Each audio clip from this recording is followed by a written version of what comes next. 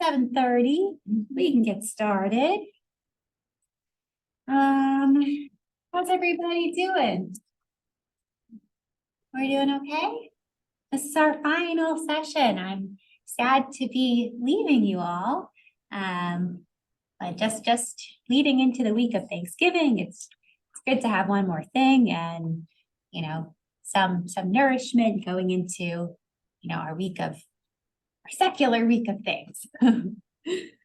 So today, the topic of our poetry and the text that we're going to be looking at accompanying the poetry it's about relying on something greater than ourselves and the question of who we can rely on.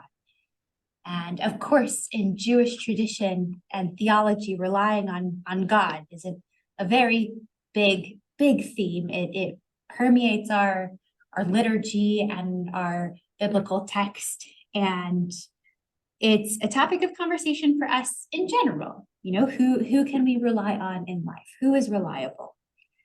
And this poem, written by Zelda, who I'll talk about in just a moment, it suggests something I think many of us who live in this country and have the sensibilities that we do, it can feel a little controversial, or it can feel like it doesn't really work with our, hello, Jacobs. Hello. Or it can feel like it doesn't really work with how we understand the world and we understand who we can rely on. But it's worth having this conversation because it is a big theme in the Jewish tradition. Relying on God and maybe those things that are more temporary in life not being so reliable. So this is a poem written by Zelda, who she was born in Ukraine, and she goes by Zelda. She goes by first name, but she has a last name, and it's more complicated, and I don't know how to say it. But she was born in Ukraine, and she emigrated to what was Palestine in 1925. She was born into a religious family. She lived in Me'ah She'arim. For those of you Israelis or those familiar with Israel, that is a very religious area in Jerusalem. And it was there that she taught in a school for Orthodox girls. Hello. Hi. Adult B'nai Mitzvah classes. Do you know where that's at? There are B'nai Mitzvah classes. I just saw campfire. Probably in the choir. Okay. You think What's it's the choir? passcode? What's the passcode? The passcode is Spotlight with a capital S. Thanks. Why? Oh, Excellent. Okay. And so she taught at an Orthodox school for girls and loved her work doing that. And you'll see that religiosity and spirituality are really baked into her poetry. So this poem, which, let's see, okay, let me just share. Oh my gosh. Wow. Hello, newcomers. What is that? This is a friend, John Goldman, joining us from NYC. Nice. Okay. I'm going to share my screen with you. The title of this poem may, cause you to take pause, and it should. And I want us to think about it. I want us to react to it. It's a poem that she called, well, the translator, because of course this poem was originally written in Hebrew, but the translator called this poem "The Crippled Beggar," and in Hebrew, "Hakabtzan Hakitea." And it's a little off-putting for our modern sensibilities to see, the crippled beggar. The word crippled is one we wouldn't use anymore to describe people who are differently abled, but that's not really what's being talked about in this poem. And I want to think about what are they trying to get at with this word here, this word crippled. So the title of the poem would Hakabtzan Kitea, which means the beggar who is, and the word Kitea, like before we get into the poem at all, I really want to talk about this title because it can be off-putting for many of us. And And for our Hebrew speakers who know what kitea means, it means cut off. Kitea is a word that means cut. So we can talk about a tree being cut. Here, it often refers to amputation. So a person who is amputated. Ruth, oh yes, that's what you were going to say, Ruth? Mostly for the leg. Yes.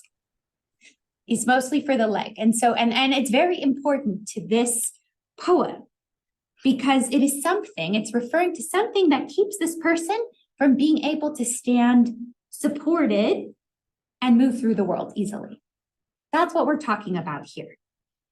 And then the beggar piece is interesting because it's also indicating something. What might it be indicating about the subject, the protagonist of this poem, without even having read the poem? What do we know about them already? That he's poor. This is a person who is poor, who is in need. Tybal? But we also know, if we have the context, particularly religious, that this is someone, yes, a beggar, but also someone who is obligated to give charity in his or her own right as well. Okay. So there's, in English, I don't think, or West, it wouldn't be the same layer of the complication that not just a beggar, but also a giver. Yes, right. So there is an obligation of tzedakah in the Jewish tradition, regardless of who you are and what your standing is. It's giving what you can give, and we know this in general from understanding poverty and the psychology that comes with poverty, that often those people who have the least do end up giving the most, that there is such generosity even from this place. So you're right that comes along with the Jewish tradition. But that what we're picking up on here is that this need, this sort of state of desperation and need, and a person without particular resources, a person who needs to ask something of others, beggar, well, that's the English translation, you need to ask something of others in order to be sustained. So with all of this in mind, I want us to keep this subject, this protagonist in mind as we read this poem. And I want to read it like we always do all the way through and then go back to pick it apart. Okay, will anyone read for us? Yeah, Okay, great. I will. Excellent. I haven't read this yet. Okay. The crippled beggar who lives on the mad side of things won't lean on the sun anymore. Dawn is a broken reed.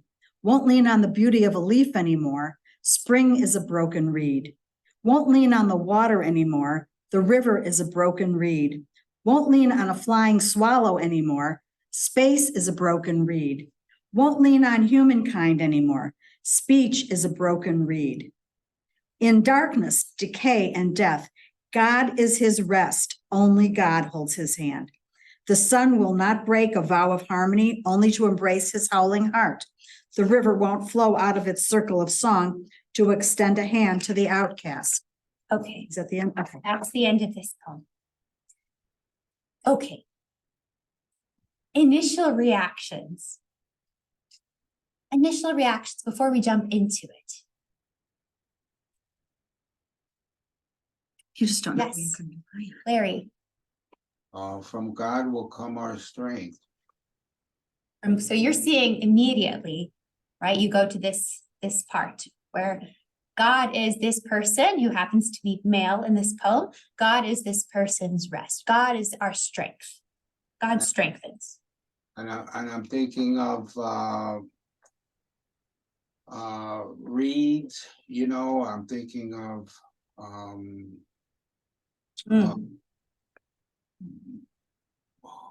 Moses, and wasn't there he was hidden in the reeds, and, Right.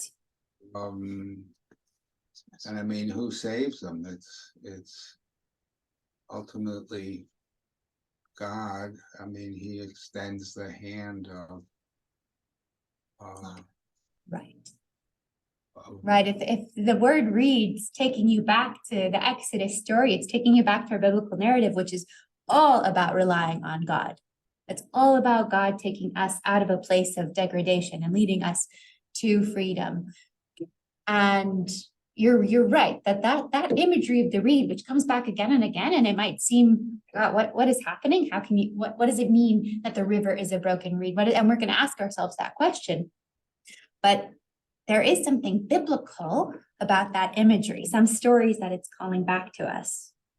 The reed is an important plant throughout the Bible. It's flexible, right? We talk about how flexible the reed is. There's a beautiful midrash that talks about, Rabbi Jacobs, tell me if you remember this, why the Torah is merited to be written with a reed. With a reed, and it has to do with it being flexible as we are meant to be flexible, right? That there's this whole beautiful story about how it came to be, that our holy document is written with this symbolic plant, and so this flexibility, and of course here we're seeing this concept of the broken reed, and we're going to talk about that. But the reed is a powerful symbol. Any other initial reactions to this poem before we dive in? Otherwise, we'll dive in. Okay, back to the top. The crippled beggar, or the amputated beggar, the beggar, so however we're going to understand this word kinteia, the cut off beggar, who lives on the mad side of things. Okay. I want to stop here and ask this question. What does it mean that this person lives on the mad side of things? What does that phrasing mean? And if you read the Hebrew, and if you're a Hebrew reader, what might that word, what might we gain from the Hebrew word and the root of the Hebrew word? Tybal. I don't know. I just know English that the older meaning of mad was insane, but then more colloquially it became angry. But I don't. So the question is, I would assume that this was translated long enough ago that it means insane. Yes. Yes. Yes. That is the connotation of mad here. It's not angry, though. Maybe anger is something we can read into it, especially when we look at the Hebrew. But mad is crazy. Who lives on the insane, crazy, mad side of things? What is that side? What does it mean to live on that side of things? Rabbi Jacobs?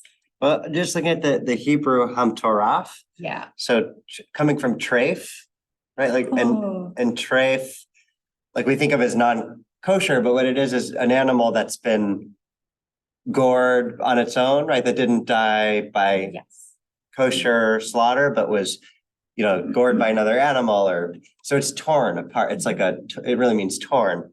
Yes. So I don't know if it means like cut off from other people, or however else that beggar's experience could be a tearing of. Beautiful. All right, beautiful. I want to talk about, we'll just talk about that, because that is where I wanted us to get. I want us to talk about this word metorah. That's right, treif. We get that word treif, which is a familiar word to all of us, even though we don't always know what it means. Ruth? I'm looking in the dictionary, Hebrew English. Yeah. Metoraf, mad, crazy, insane, maniac, lunatic, deranged, exiled. Exiled. Right, insane, crazy. Colloquially, I think the word metorah, if we're kind of divorcing it from its root, it's often used to mean crazy, insane. And then, Ruth, will you look up taraf for us? Litrof is to, like a wild animal eats something, you say taraf et whatever. It means to devour. It means to prey. To devour, and pray, yeah. Yes, exactly. And so that's underneath this word here, when we're trying to understand this person and what their situation is, what their experience of the world is, who lives on the mad side of things. We see that in the English, and that is meaningful in the English. But once we understand the root of that Hebrew word, and we understand this connotation with, you know, the world of predator and prey, and not the kind of predator and, you know, not the world of lion and lamb that we think about in the end times that we've talked about in this class, where lion lies down with lamb. It's not that world. The world of predator and prey. It's an unkind world. It's a world where this person is cut off. Okay. Any last thoughts on these first couple lines before we move on? Well, I was gonna say, having worked in Yes. the psychiatric community for my whole career as a psych nurse, it says to me, maybe this is someone who is psychotic and is interpreting the world differently,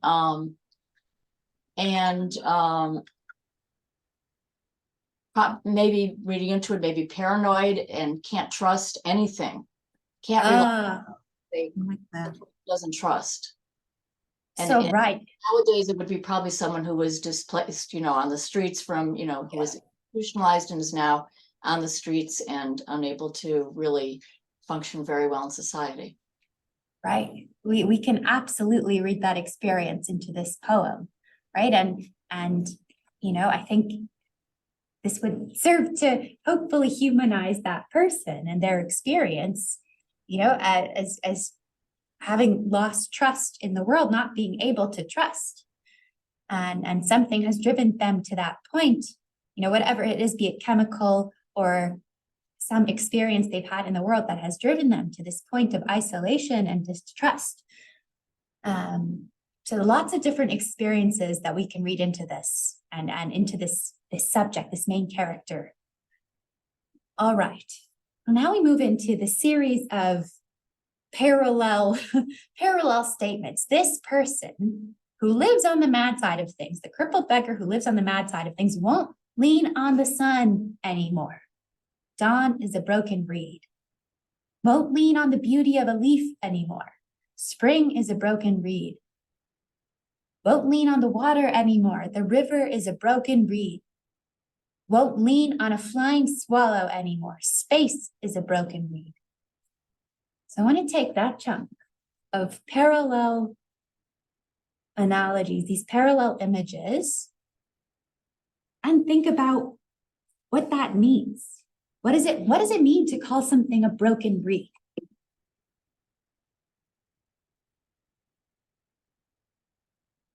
Well, a reed is normally flexible Yes.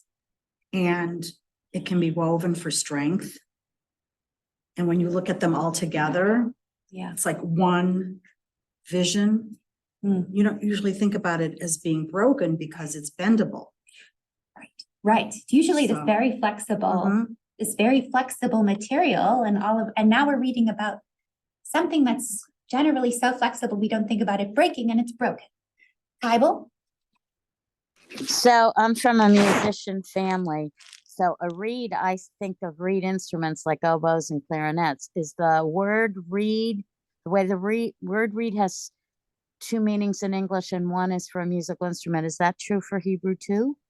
It's a great question. Let's ask Because- Ruth. Because if it is, there are implications for music, and tunes are part of prayer. I mean, there are musical implications. Ruth? Do you know? Oh, she's looking it up. A resident Hebrew scholar.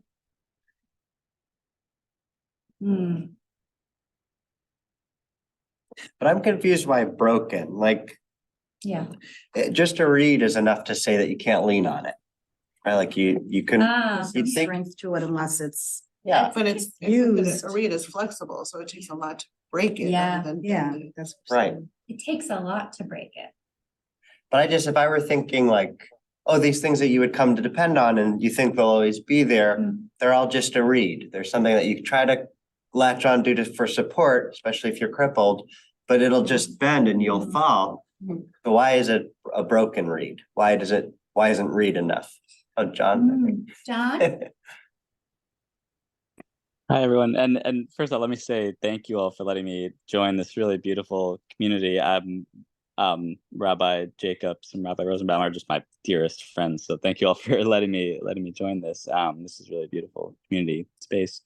Um, I was really drawn to the won't lean on anymore element of things, Yeah. and the need for an internal strength Mm, that something about this madness led to a need to find internal strength because of like I'm and maybe I'm jumping ahead but Might make sense. I'm really drawn by that.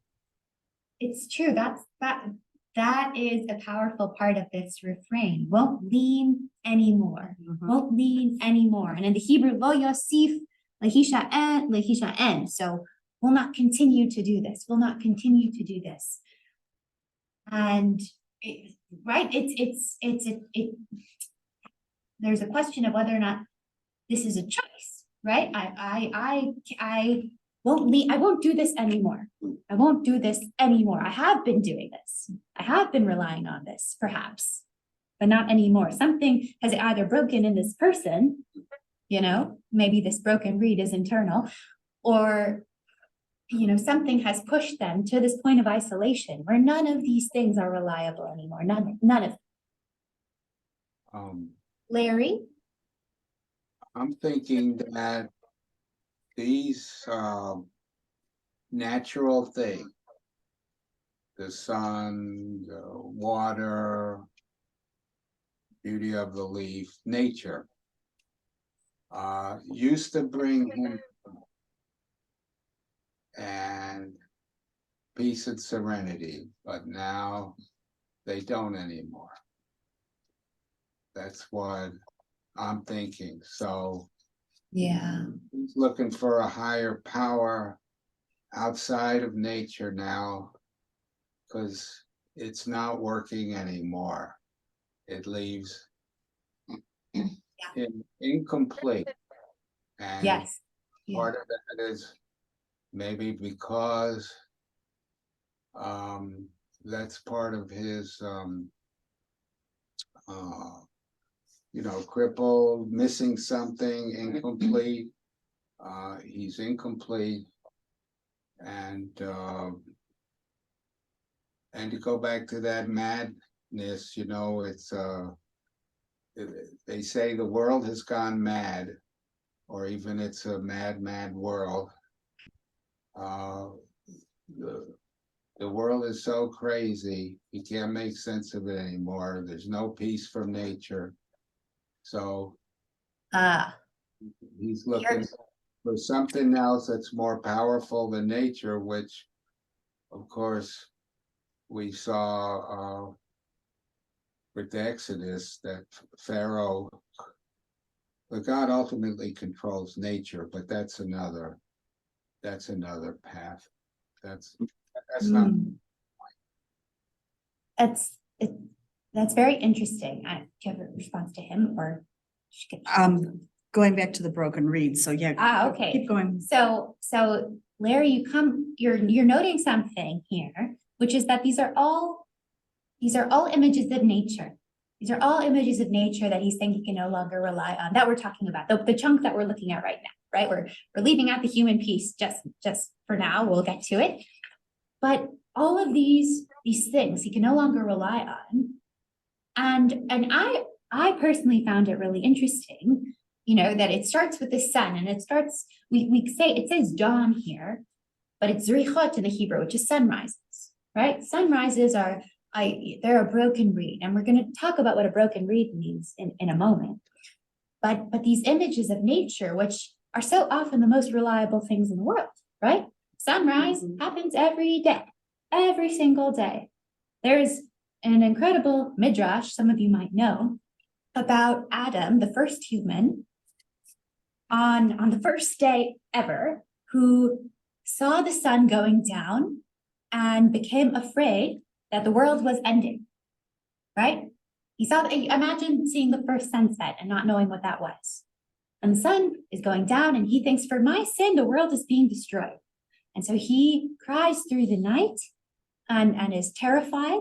And then in the morning, he sees the sun rise again. And he realizes this is the way of the world. And it becomes this reliable thing. And so that's when I think about nature and nature's reliability, that's what I think about. And he is flipping that and saying that is not reliable. But maybe, Larry, he's getting out what you're saying. That's not reliable for peace. That's not bringing me peace. Right? So what is it not reliable for is a question, because nature is cyclical and nature does what nature does. And in that way, nature is reliable and answers to the laws of nature. So what we have to also define what we're talking about when we're talking about reliability. Yes. I also think it's interesting.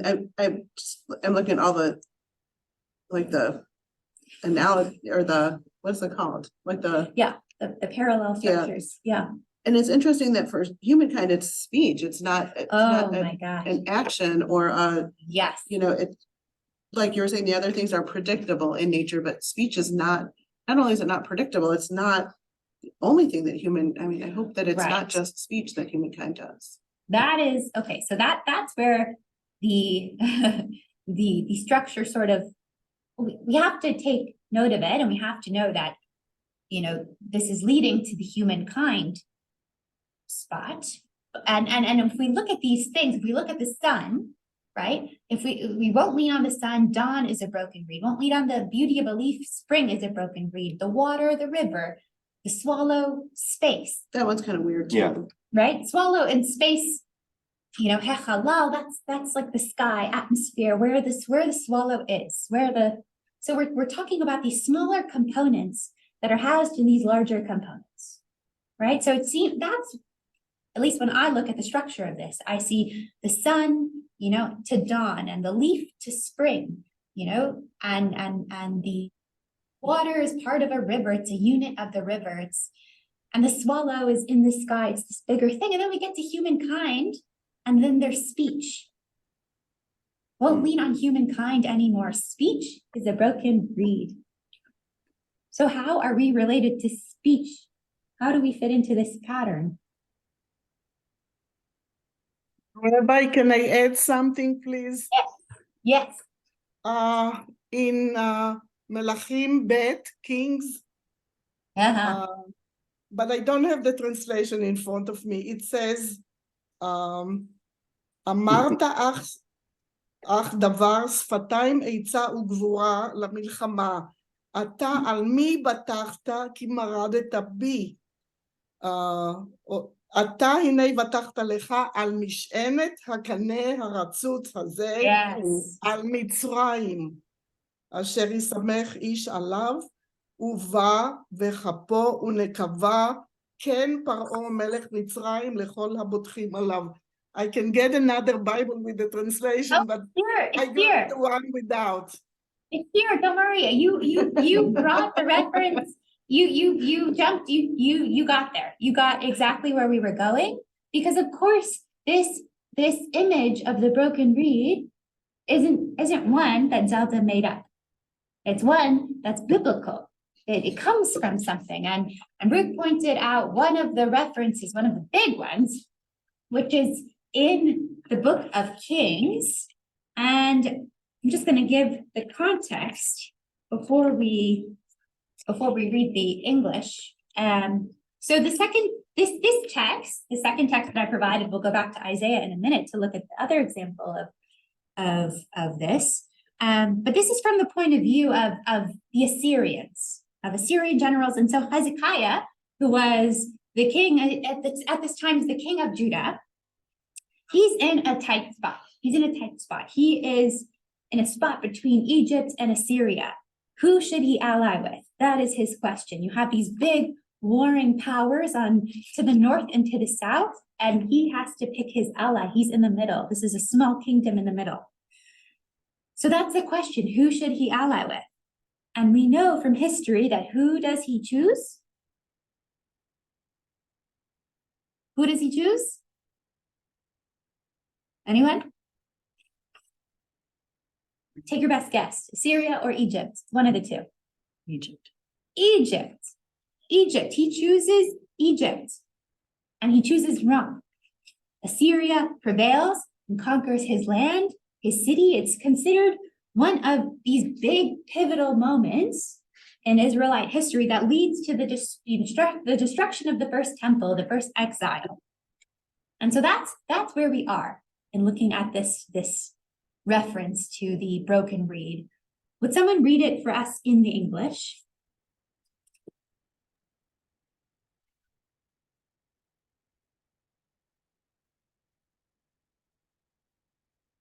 I can read it. Oh, great. The Rabshakeh said to them, "You tell Hezekiah, thus said the great king, the king of Assyria, what makes you so confident? You must think that mere talk is counsel and valor for war. Look, on whom are you relying that you have rebelled against me? You rely of all things on Egypt, that splintered reed of a staff, which enters and punctures the palm of anyone who leans on it. That's what Pharaoh, king of Egypt, is like to all who rely on him. And if you tell me that you are relying on the eternal, your God, is this not the very one whose shrines and altars Hezekiah did away with, telling Judah and Jerusalem, you must worship only at this altar in Jerusalem?" Okay. So what are we talking about here when we're talking about the broken reed, the splintered reed of the staff?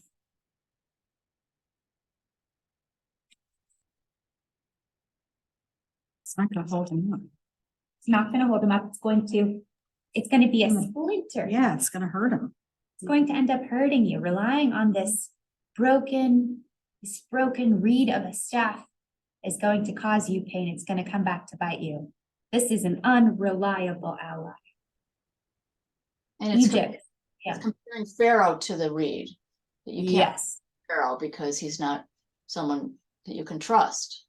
Right. So always when we bring back Egypt, even after the Exodus, this is long after the Exodus, right? This is when the people have settled in a land and created a kingdom of their own. And there's still this hesitancy about what it means to ally with Egypt, and even a different Egypt.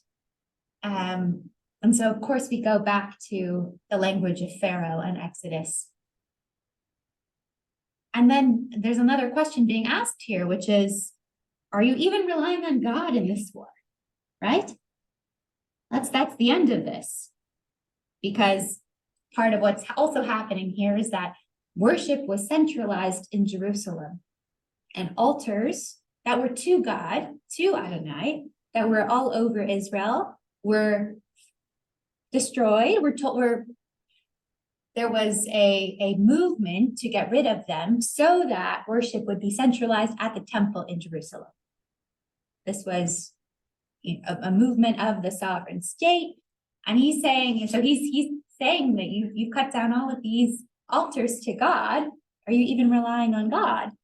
Are you just looking at your tactics? Are you just trying to centralize power? Are you even thinking about God?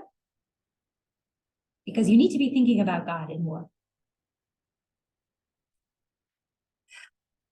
So this is the big reference for the broken reed, this unreliable thing that will just cause you pain in the long run. But there's another one from Isaiah, and it's a classic text for multiple religions. So I'd like us to read this and try to, just it's an interesting text to read and think about together. Anyone interested in reading for us? I'll read it. Great. This is my servant whom I uphold, my chosen one in whom I delight. I have put my spirit upon him. He shall teach the true way to the nations. He shall not cry out or shout aloud or make his voice heard in the streets. He shall not break even a bruised reed or snuff out even a dim wick. He shall bring forth the true way. He shall not grow dim or be bruised till he has established the true way on earth, and the coastlands shall await his teaching. Thus said the eternal God who created the heavens and stretched them out to spread out the earth and what it brings forth, who gave breath to the people upon it and life to those who walk thereon. I, God, in my grace have summoned you, and I have grasped you by the hand. I created you and appointed you a covenant people, a light of nations, opening eyes deprived of light, rescuing prisoners from confinement, from the dungeon, those who sit in darkness. Great. And I will say, just this translation is a Sepharia translation, but it is the same exact word, which does mean broken reed. It's kaneh ratzutz, but it was translated on Sepharia and by many people as bruised reed is a more poetic translation, because breaking even a broken reed doesn't seem to make so much sense, but it does mean broken reed here. It's the same word. And this is an interesting text and an interesting reference to kaneh ratzutz. So this is a text that is meaningful to Jews and Christians alike. Why do we think that is? Just a little history lesson and about this particular text. It's a very meaningful text for multiple religions. Christians interpret it as referring to Jesus. Correct. Christians think about this, and if you look at this language, you can see how they arrive at that conclusion that the servant is Jesus. My servant, whom I uphold, my chosen one, in whom I delight, and is going to bring the true way. And so you can see how this can be an important text for Christianity. But according to the Jewish tradition, who is this servant according to the Jewish tradition? Just so that we understand what we're talking about here. It's not a clear answer. So you can take your best guess. Israel? Israel, the people Israel, right? It can just be Yisrael, singular, is referring to a large group of people, a nation, but is in the singular form. So the servant can be Israel, meaning the nation. What else might it be?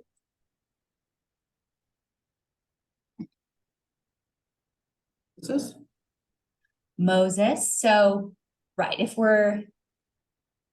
we can absolutely, time in the Bible is not always linear. And sometimes the prophets are referring back to figures who are no longer there. And it's this sort of cyclical alwaysness of time. So maybe we're talking about Moses. And I thought it was God. God. So this is my servant. So is it God talking about God's self? Right. That's interesting, actually. Any of those could be true. And one last one. Isaiah. Still waiting for it. Isaiah. Okay, so it's Isaiah talking about himself, that I am the servant. I'm bringing the message of God. Though it says he's not going to cry or shout aloud or make his voice heard in the streets, which is certainly not the prophet's way. How about Mashiach? Mashiach, thank you. Mashiach. So another option for who the servant might be, and definitely a Jewish answer, and often, an answer to, if this isn't Jesus, who are we talking about? Mashiach is often the answer that's given. So Mashiach, Israel, can be so many things. And so it says here, it's really interesting. It's about this gentleness, this spreading of God's word in this quiet, soft way that won't, break easily broken things to get the message across. Won't break even a broken reed, a bruised reed, or snuff out even a dim wick. It's not, hitting people over the head with this message. It's gentle. And then we see then at the very end here, and I think this is some important context, given that our text is talking about not being able to rely on anyone except God. That's what our poem, and we'll get back to it in a minute, but that's definitely part of what it's saying. You can't rely on humanity, you can't rely on nature, you can't rely on anyone except God. And here, in this reference to Kaneratzutz, we're seeing, God has chosen us to do certain things in the world and to be able to be relied upon, right? To open eyes deprived of light, rescuing prisoners from confinement, from the dungeon of those who sit in darkness. We are meant to be a light of nations. We're not meant to be unreliable. So when talking about who can we rely on, our people, is humanity reliable? Which is a good question. And I want us to talk about that because the poem is saying no. And our text sometimes implies that, we can be relied upon. We are chosen for something. So, oh yes, Ruth. Question. So Yeah. the Kapsan Kitea, the Kapsan Kitea that Zelda is writing about, is it the people of Israel? Mm-hmm. Is it the people of Israel? Let's see. Say more about that. Say more. The people of Israel. Is it the people? They are the person or the, I don't know, the crippled beggar who is, he is on the side of the mixed up things, and he cannot lean on anything. So is the crippled beggar Israel? Oh, not the broken reed. Yes. The crippled beggar.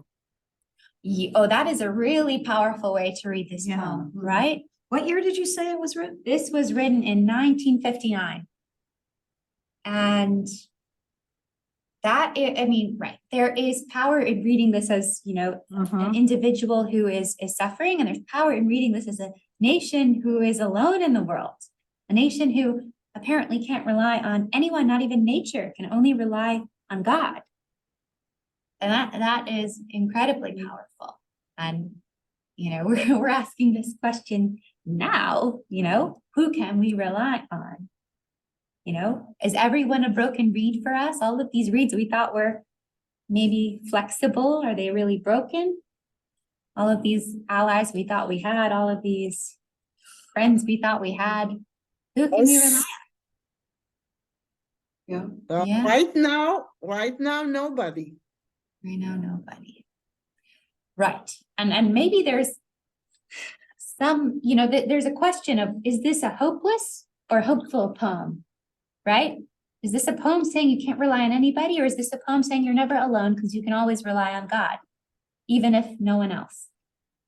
Right? Is this meant to make us feel hopeless or hopeful? Well, there's the line, only God holds his hand. Yeah. So we go down, and again, we didn't really answer this question of speech and humankind. I'm still curious before we move on to the rest and talking about God. Oh, wait, Rabbi Jacobs. Well, so you were saying it's all a smaller unit of a bigger whole? Yeah. So then if you would think it'd be the other way, that like Yes, speech is a smaller unit of, but if it's the other way, then person is a smaller unit of speech.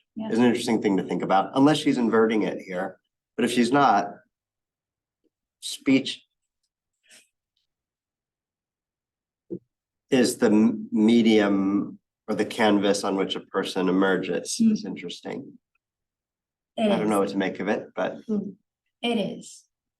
It is, look, it's the thing that we talk about, what distinguishes humans from animals, what distinguishes, what makes us different, and speech is often what we go to. Speech allows us to have a certain kind of thinking, speech, what came first, thinking or critical thinking or speech, and I think speech is really affiliated with this development in the prefrontal cortex or something like that. And so maybe speech led to us being what we are. and also the world was created with speech. The world was created with speech, right? If we're talking, and then but that's with all of them, right? With every piece of nature, we go back to the creation story, and everything everything is a product of God's speech. But if we often think about that. We think about God creating the world with speech, but I don't know how often we think about God creating humans with speech. We think about breath. We think about God breathing into, us the breath of life.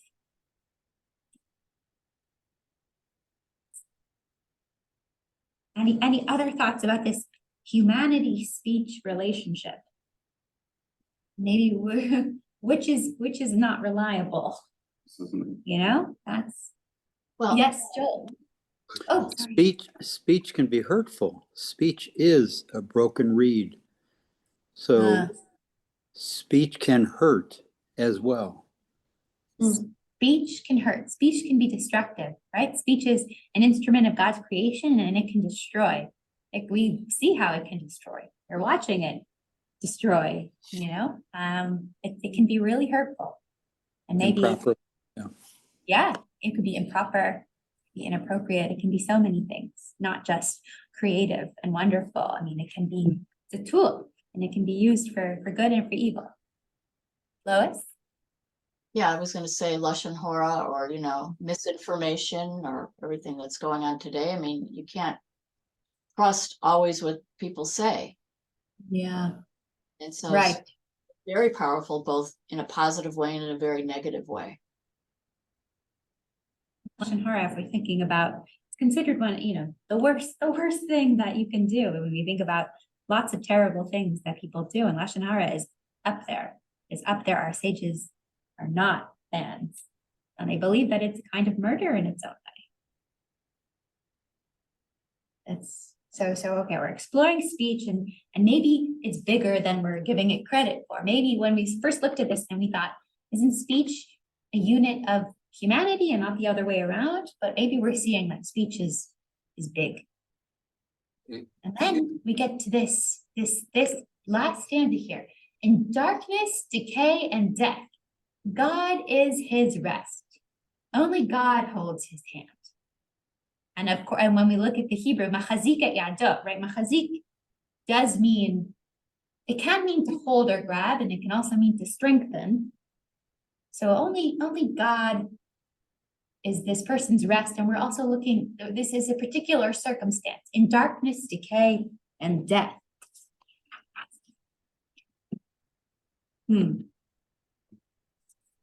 I'm thinking that speech played a part in the destruction of the temple. Or was it the second temple? Yeah. Thunderous speech, and so maybe that goes back to Hezekiah destroyed the altars with speech. I mean, or that was later. That was after the temple. Well, it's interesting, right? So, of course, when you have power, you have sovereign power. Hezekiah gave certain orders that meant that certain things were destroyed and certain alliances were made. And so speech can be destructive on that level when there's power. There's power in everyone's speech. And when you're a high level official, of course, there's a certain more amount of power. And you're right, that second temple, we talk about Sinan, baseless hatred, and speech being a big part of that, of what led to our fall. So we're seeing here in darkness, decay, and death, God is his rest. We're talking about a person in their deepest suffering. In their deepest suffering, the question is, who can you rely on? And their answer is God. And so I'm asking you if you agree with that. Is there a point past which we really need to rely on things beyond this world, where we can't rely on each other or on nature? Or do you find that that's not your experience? Larry? I think you can. They say that God speaks through other people. Now you have to choose wisely. who you call a friend. But I mean, if you reach out to a friend, or someone, who's spiritual, that they can be God can speak through them. They can be a source of comfort. So I don't think, I don't think it's saying don't reach out to people. Yeah. They can support to you, but I think it's, you have to choose wisely, make sure, someone that can point out to you your motives, can see if you're on the right track, will tell you if they think you're way off base. So I think I wouldn't say that's always true, but again, what is even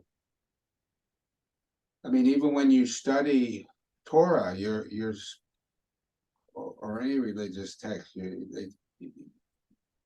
having a study partner is very important.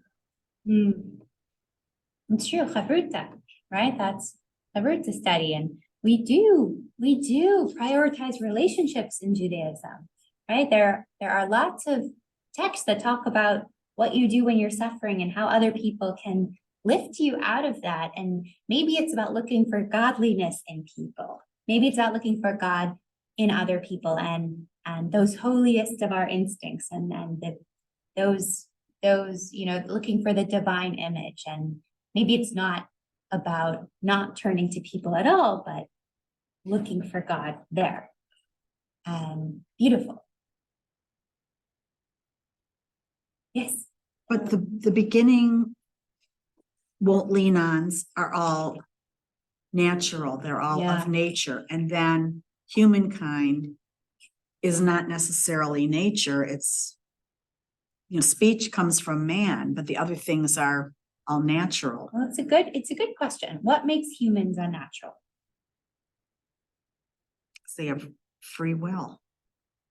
Does that make us so it's a really good question. This is a question the dean of our rabbinical school loved to talk about this, because we do often separate ourselves out from other things in nature. We like to do that, and we sort of convince ourselves much of the time that we're not part of nature. We build ourselves houses and technology and all of these things, but when you really get to the root of it, it's everything is from something in nature, every single thing. And it's a good question to be asking. Are we part of nature? Are we separate from it? And what happens to the way we walk through the world when we think of ourselves as separate from it?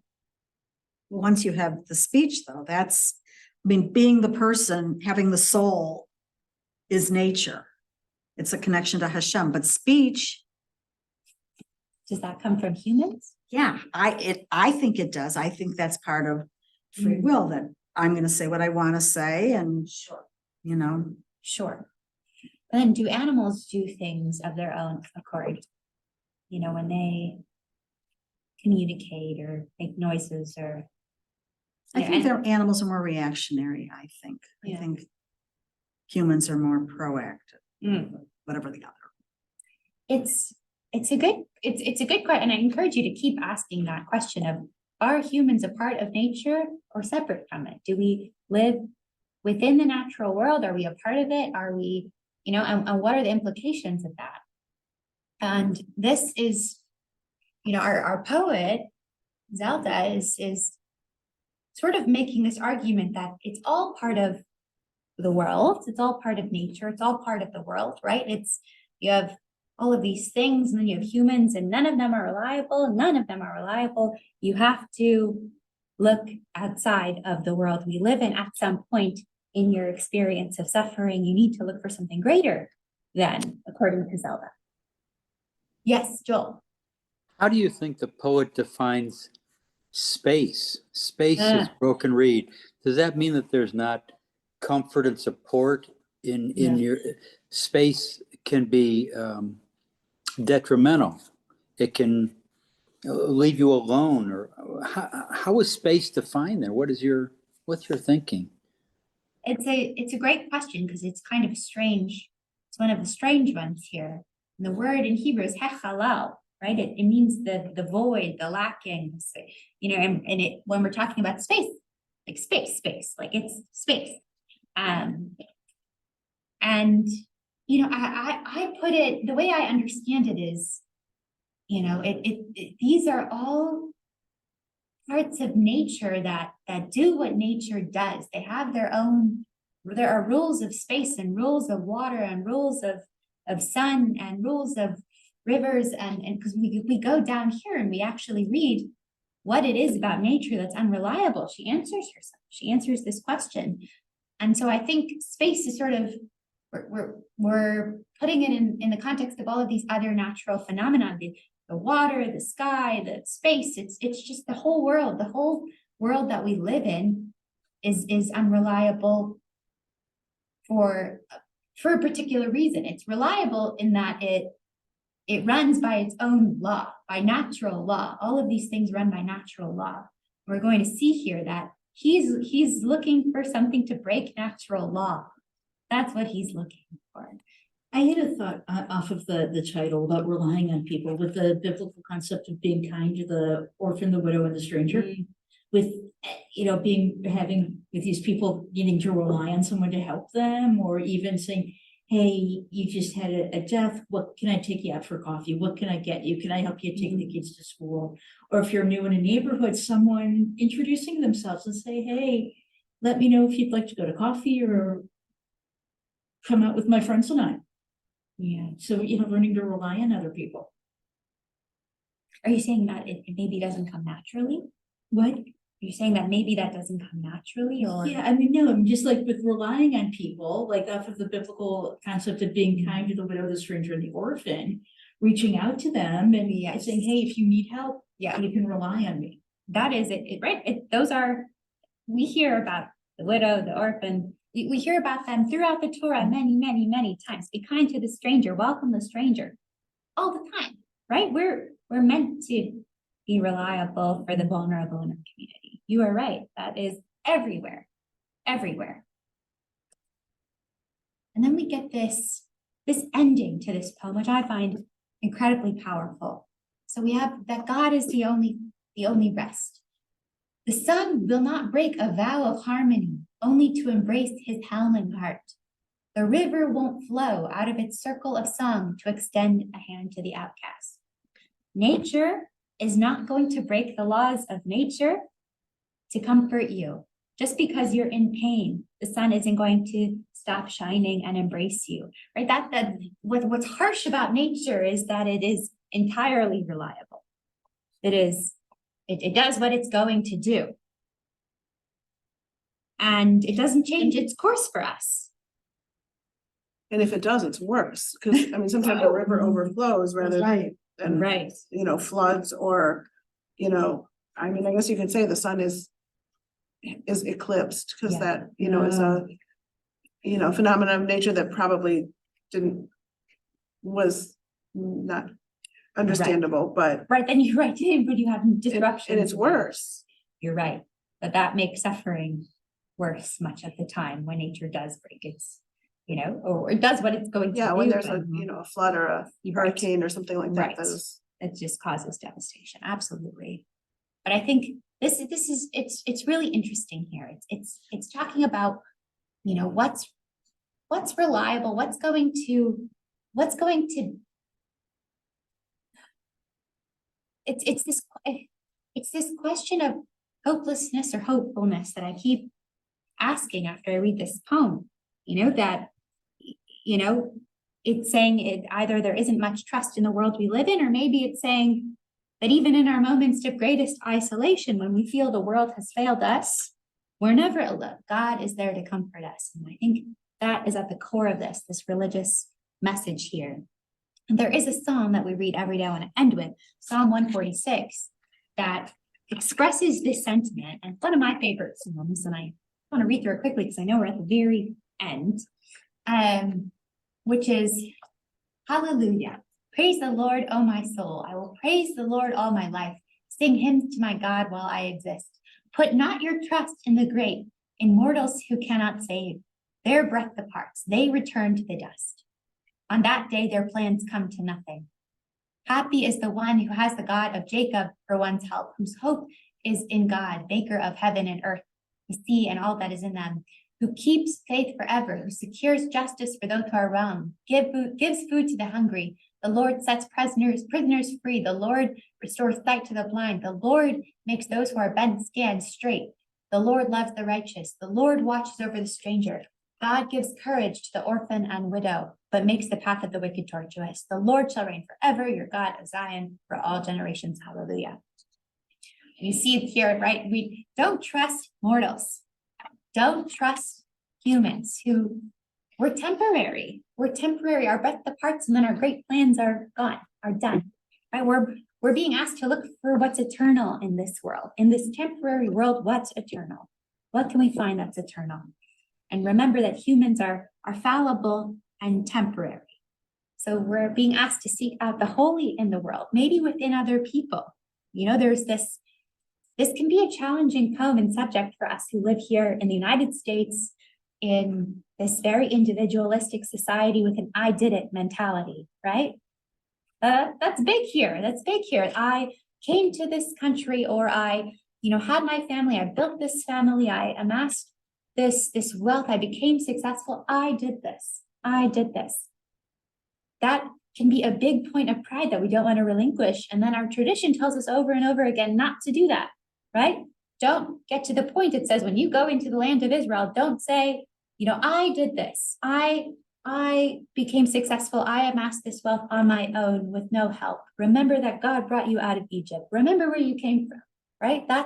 We're reminded of that all the time. And so in many of our prayers, we thank God for being the force behind everything that happens in the world. All the blessings we see, all the righteousness, not to take away from what we do, not to take away from our efforts and our successes, because we do things in the world and we can be reliable and we can do wonderful things for other people. But we can't do those things alone. And maybe there's holiness behind everything, behind every good thing. And we need to seek out the eternal in a world that's so often temporary and vulnerable. So I am really, really sad to be leaving you all. It's been such a pleasure learning poetry with you, and I hope you continue to expose yourself to poems, to Jewish poetry, to all kinds of poetry. I see Tybalt hand. Wait, leaving? You think Rabbi Josh Foster is not going to nab you again soon to do this? I think there are a couple other people planned for the next couple spotlight teachings. Yeah, but in the space of a programmatic year, you'll be back. I assume I'll be back at some point. Absolutely. Don't rely on mortals, Tybalt. But I know for the next couple of months it's going to be on Zoom only. Oh, is it? It's going to be for the winter months. Oh. They're bringing people in who don't live in Cleveland, so it will all be on Zoom.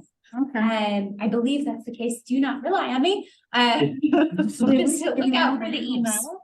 I'm sure they're going to be wonderful, wonderful teachers, and I look forward to learning with you again soon.